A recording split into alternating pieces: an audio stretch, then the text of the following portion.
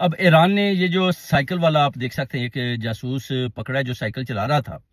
और ये आप देख सकते हैं कि साइकिल पर जब ये उधर जाता है तो एकदम राइट लेता है, और ये बिल्कुल जो फर्दो है ना, पहाड़ी है, उसके करीब यानी उसी एरिया में ये जा करना पिक्चर बनानी इसने शुरू कर दी, जिधर यानी आप कह सकते हैं कि आर्मी बेस भी है उनका बहुत बड़ा। तो वो इसको ना ड्रोन के कैमरा के जरिए इसको वॉच कर रहे थे कि ये जाता किधर है। तो जब उन्होंने देखा कि ये तो एकदम राइट टर्न लेकर उधर पिक्चरें बना रहा है, तो शायद माइक कास्टन इसका नाम है, जर्मन, वो कहता है मैं जर्मन से आऊँ।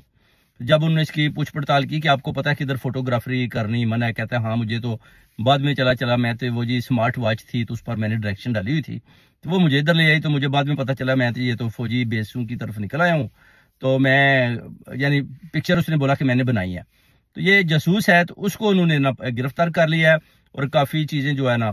उसके अंदर से पकड़ी भी गई। और इसी जासूस ने बेसिकली जो फर्दों का इलाका है जिधर हमला किया गया है, यानी जो एटमी तनसीबात बताई जाती हैं अपना कुम के इलाके में, ये बेसिकली इसने जो ना इधर से सारे मैसेजेस भेजे, अपनी लोकेशन दी कि ये बेसिकली ना इधर इनका अड्डा है, और इधर ही जो है ना एटमी तनसीबात वाली पहाड़ियां भी है, और इधर आप अटैक करें। और उसके बाद जो है ना आप देख सकते हैं कि उधर बहुत बड़ा अटैक होता है, बहुत बड़े हमले होते हैं। मगर ईरान का भी कहना है कि हमने अपनी जो एटमी तनसीबात थी उनको हमने मूव कर लिया, यानी उसके अंदर जो हमारी खास चीजें थी पहाड़ों के ऊपर, वो कहते हैं फ्रंट पे या पीछे थोड़ा सा नुकसान हुआ है, मगर उनके जो अपना जो 13 किलो वजनी बम थे वो उस हद तक नहीं पहुंच पाए जिधर वो बता रहे हैं कि हमने जनाब एटमी तनसीबात को उड़ा दिया। क्योंकि जो अपना जब भी बताया जाता है कि अगर उधर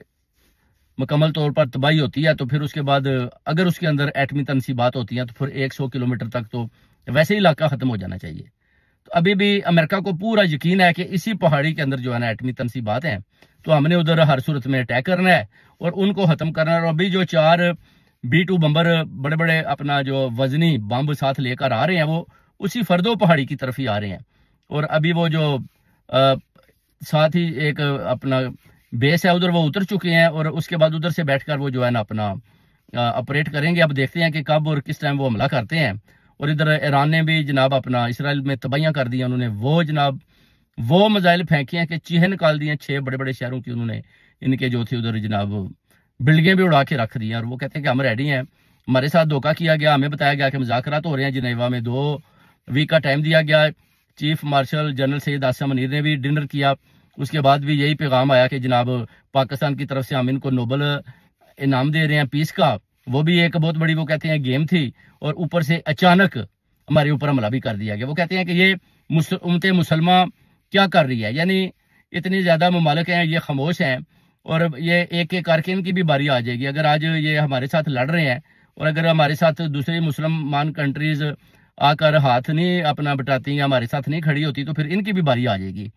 और अभी चाइना और अपना जो रशिया है वो भी एक दूसरे के साथ राब्ते में, और देख रहे हैं कि अगर ये फिर उधर बम फेंकता है अमेरिका उधर से आकर, तो फिर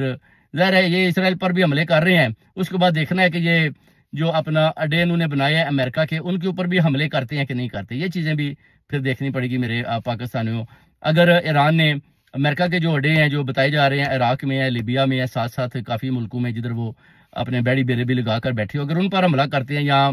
अपना जो उनका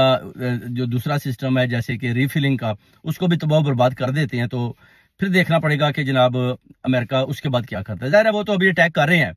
बड़े बड़े बम फेंक रहे हैं, वो तो अपना अटैक जारी रखेंगे जब तक वो देख रहे हैं कि अपना अगर ईरान जो है ना अपने हाथ खड़े नहीं कर देता और जो इनका अपना जो रूहानी लीडर है, सुप्रीम लीडर है, उसका हम कत्ल नहीं कर लेते या उनको गिरफ्तार नहीं कर लेते या रजीम चेंज नहीं कर लेते। जो उन्होंने सोचा था कि हम रजीम चेंज कर लेंगे पाकिस्तान की तरह,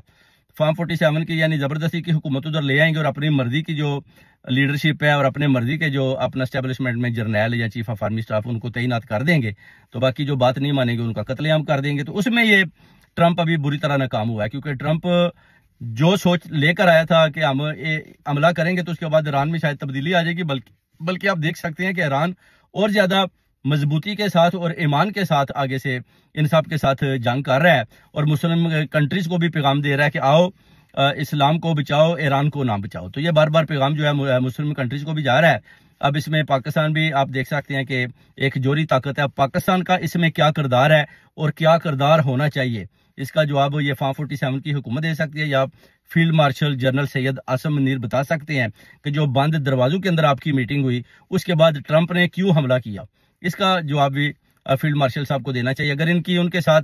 ये मीटिंग होती है कि ठीक है आप ईरान के ऊपर हमला करें, तो फिर मैं सोचता हूँ कि ये उम्मत मुसलमान के साथ गद्दारी है। और अगर इन्होंने ट्रंप को वार्न किया है कि आप जनाब ईरान के ऊपर हमला ना करें, हमारी मजबूरी है, तो फिर देखना पड़ेगा कि कब और कैसे पाकिस्तान इन सब का सामना करता है और ईरान के साथ शाना बिशाना खड़ा होता है।